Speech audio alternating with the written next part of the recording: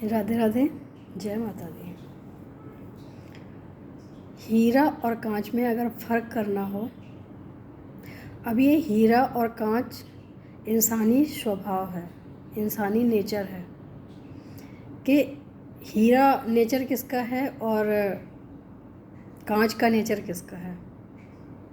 बहुत सुंदर कहानी मैंने सुनी और ये सारी कथाओं में सुनते हैं, भागवत कथाओं में सुनते हैं, मुझे बहुत अच्छी लगती हैं, इसलिए आप सबके साथ शेयर करते हैं।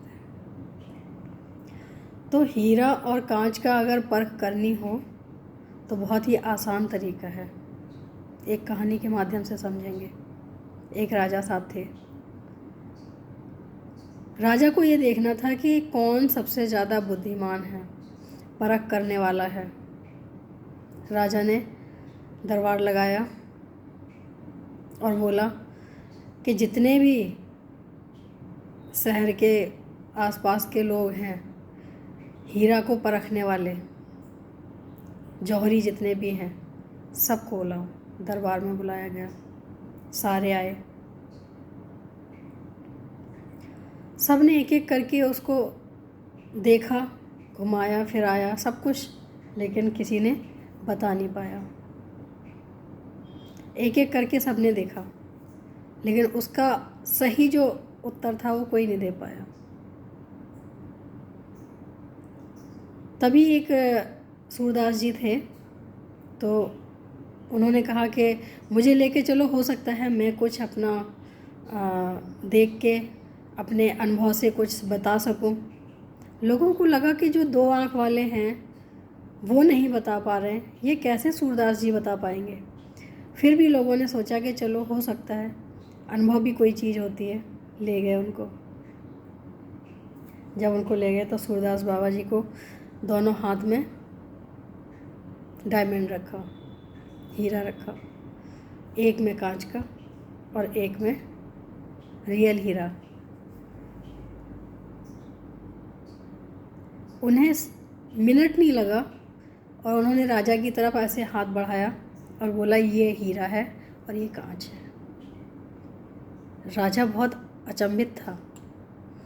इतने लोग आए, इतने लोग गए, लेकिन किसी को ये पता नहीं चला कि कौन सा हीरा है और कौन सा कांच है। इसका रहस्य मैं जानना चाहूँगा, कृपा करके आप मुझे बताएं। सूरदास जी सिंपल ही अपनी मुस्कान बिखेरते हुए बोले कि जिसको परख होती है उसे ज़्यादा समय की ज़रूरत नहीं होती है। और इसमें क्या है, कुछ भी नहीं है, सिंपल सा तरीका है बिल्कुल, कि जो रियल हीरा है, जो सच में हीरा है, वो हमेशा ठंडा रहता है, उसको कोई आंच तपा नहीं सकती। वो आंच में तपाया जाएगा तो वो टूटेगा, पिघलेगा नहीं, चटकेगा, पिघलेगा नहीं। और जो कांच है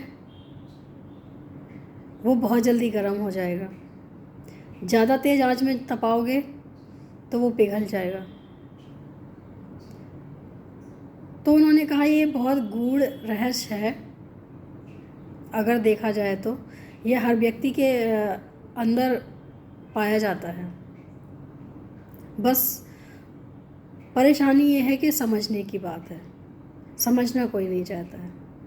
हर इंसान के अंदर हीरा भी है, कांच भी है, लेकिन उसको उभारने में कौन सी शक्तियाँ ज़्यादा लगाई जाती हैं, उसको बाहर दिखाने में कौन सी शक्तियों का प्रयोग होता है। क्योंकि हीरा में जब तक सहन शक्ति नहीं होगी तब तक वो हीरा नहीं बनेगा। हीरा बनता ही जब है जब वो सह सह के बहुत ज़्यादा अपने आप को पक्का कर लेता है।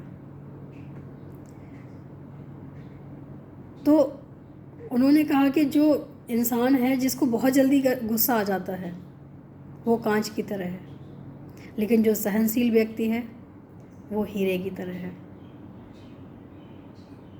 क्योंकि गुस्सा करना तो बहुत आसान काम है, इसमें कोई मुश्किल ही काम नहीं है। और जो गुस्सा की जगह भी सह के शांत रहे वो बहुत कठिन काम है, और जो कठिन काम करे वही हीरा है।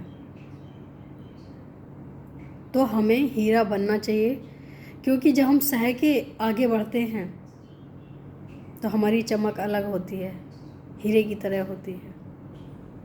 और अगर हम कुछ सहना नहीं चाहते हैं तो हम कांच की तरह टूट के बिखर जाते हैं, उसका कोई मोल नहीं होता है।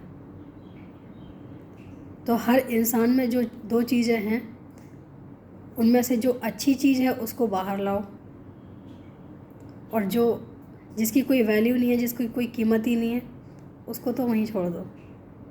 क्योंकि हमें अपने आप को कीमती बनाना है, जीवन में हमें हीरा बनना है, कांच नहीं। मुझे ये कहानी अच्छी लगी थी, उम्मीद है आपको भी अच्छी लगी हो। आज के लिए इतना ही। 2 लाइनें अपने कान्हा जी के लिए। कुछ गाने हमने पहले भी बोला है कि जो दिल को छू जाते हैं वो गाने नहीं होते हैं। अब गाने हो या भजन हो, हमारे भाव को छूने वाला होता है, और जो भाव को छू जाए तो उसको हम क्या गाना कहेंगे, क्या हम भजन बोलेंगे, उससे हमें कोई लेना देना नहीं है। लेकिन हमारा भाव किस साइड है ये मायने रखता है। तो मुझे ये बहुत अच्छा लगता है फिल्मी सॉन्ग, लेकिन दिल को छूता है। जिंदा रहने के लिए तेरी कसम,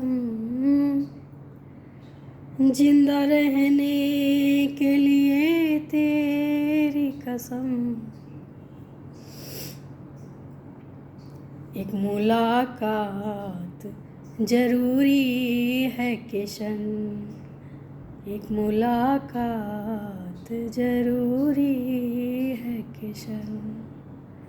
जिंदा रहने के लिए तेरी कसम, जिंदा रहने के लिए तेरी कसम, एक मुलाकात जरूरी है किशन, एक मुलाकात जरूरी है किशन। राधे राधे, जय माता।